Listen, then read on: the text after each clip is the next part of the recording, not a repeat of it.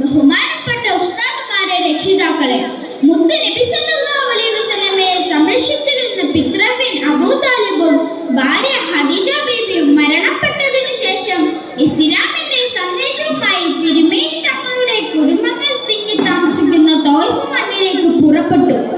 അവർ തനിക്ക് അഭയം നൽകുമെന്നും ഇസ്ലാമിക സന്ദേശം സ്വീകരിക്കുമെന്നും തങ്ങൾ പ്രതീക്ഷിച്ചു.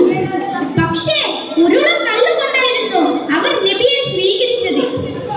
അവിടുത്തെ കാൽപാദങ്ങളിൽ നിന്നും എല്ലാം രക്തമൊഴുകി.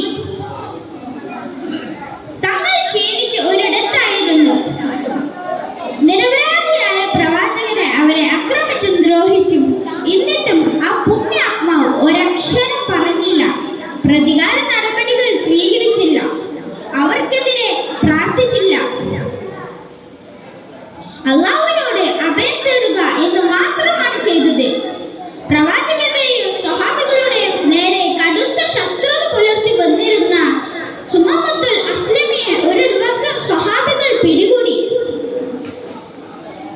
മദീന പള്ളിയിലെ ഒരു തൂണിൽ ബന്ധിച്ചു.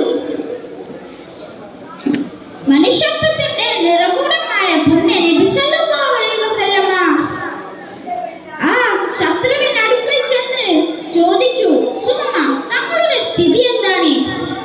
തങ്ങൾ എന്നെ വധിക്കുകയാണെങ്കിൽ അതിന് ഞാൻ അർഹനാണ്. മാപ്പ് തന്നാൽ താങ്കൾ നന്ദിയുള്ളവനാണ്. ഈ മറുപടി നബിയെ ചിരിപ്പിച്ചു. തുടർ ദിവസങ്ങളിൽ തിരുനബി സല്ലല്ലാഹു അലൈഹി വസല്ലമ സുമമയോട് തിരുദൂതർ ആവർത്തിച്ച് ചോദിച്ചപ്പോൾ അദ്ദേഹത്തിന്റെ മറുപടി അത് തന്നെയായിരുന്നു. വധശിക്ഷ മാത്രം തെറ്റ് ചെയ്ത അദ്ദേഹത്തിന് നബി സല്ലല്ലാഹു അലൈഹി വസല്ലമ തുറന്ന മാപ്പ് കൊടുത്തു.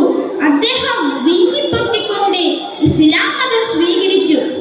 പരിശുദ്ധ ഇസ്ലാമും തിരുനബി സല്ലല്ലാഹു